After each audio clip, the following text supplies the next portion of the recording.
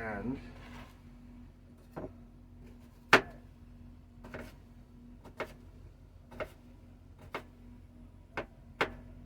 the idea is to saturate, to super saturate, if you will, to inundate and bathe one's cells in nutrients, if at all possible. If you have the technology, if you know what to eat, you can do that thing, and thus protecting your cells and the cells within cells that are known as organelles, right?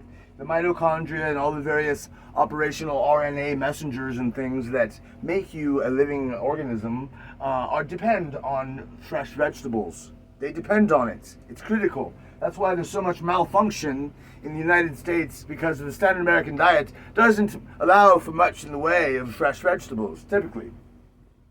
Potatoes rank high, and typically they're deep fried. Nasty ass shit that's killing a lot of people. I think, I like to say McDonald's is responsible, and Burger King and the rest responsible for at least as many deaths as Philip Morris. Yes, and it goes on because there's no crime, there's no way you can sue McDonald's because you've been brainwashed that it's good, so you just do it, you choose it. I can't understand this society that pushes junk on everybody, calling it good, wholesome food.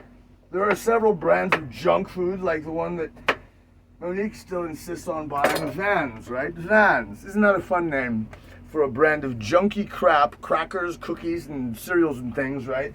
That sells itself, it packages itself as being good for you. It's organic after all. Blow me, Vans, with your organic pose, your good for me pose. Yes, it's junk like all the rest, flour-based crap, flour, sugar, and oil. Yes, like all the rest, I don't care, it's organic. Will your arteriosclerosis will be organic too, and your tumors. Yes, hey, miss me with this organic pose as health food, right? That we're selling and giving to our kids, selling to our gullible America, giving to our kids and telling them that it's good food. Wrong. That's wrong. In fact, I call it child abuse, and I will stand by that. Giving kids candy and junk all the time is very abusive. Saddling them with all this oxidative load that the energy provides, and none of the critical ingredients to life and health, and all the developmental processes that make a human being a good and well-functioning adult human being are all assembling themselves during the child's childhood. Oh my goodness. When arguably nutrition is more critical than in adulthood, not less. You hear it, oh, they're just kids, they'll eat hot dogs, they'll eat anything, but they won't eat vegetables. Well, they will eat vegetables if that's what they have to eat, and that's all they have to eat. They'll learn to love vegetables, right? They should not be allowed to demand the crackers that are in the cupboard, ever. I don't think junk food should be allowed in the house. My daughter eats so little of this kind of stuff. She needs to have her tastes dictated by her parents. And her mom just is not really on board. Unfortunately. But we are a work in progress. We all are. Yes, we are a work in progress. And I love them so much that I am praying, and I know there is a God, because I witnessed a miracle, but I am praying as we speak and every moment of every day that my daughter gets enough nourishment, and I have to be hands-on about it because I must be insistent so her mother lets it slide. She'll just give her junk and pizza and ice cream, this and go, I don't agree that there's any place for junk in a child's diet, except if they get it from other sources, right? Why should we be their dope dealers? No, I just can't find myself ever agreeing with it. Any of it. A batch of cookies displaces too much what would have been good food down the child's gullets. A batch of cookies is thousands of calories displacing what would have been appetite for wholesome food, which cookies never are, ever. Butter and flour, sugar, no.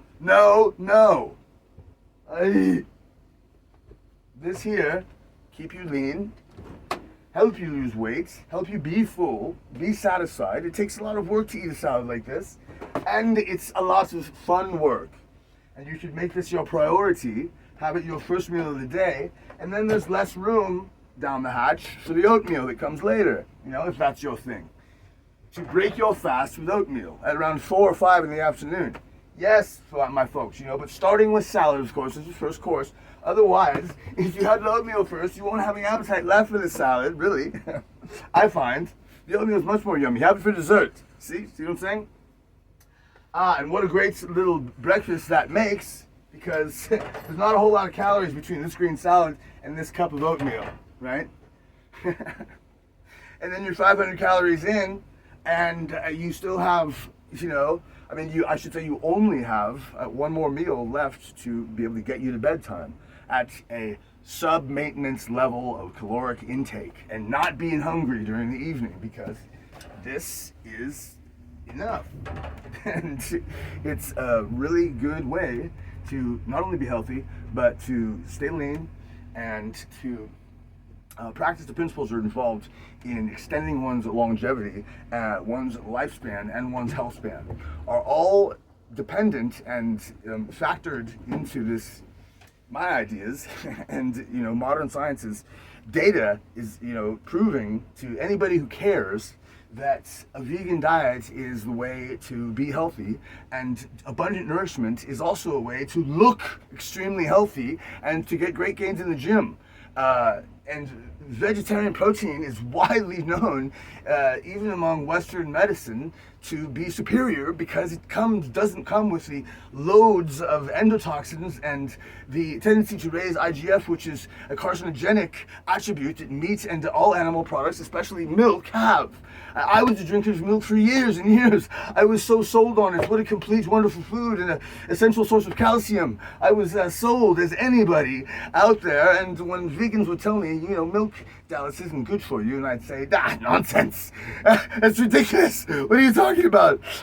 No, it's not really. And I go, no, I don't believe that. Milk is a great, complete source of protein and plenty of calcium. Then, as long as it's a low-fat milk product, it's very good for you. It's like a steak in a bottle, right? My non-fat milk, which I would chug by the gallon, which I regret, right?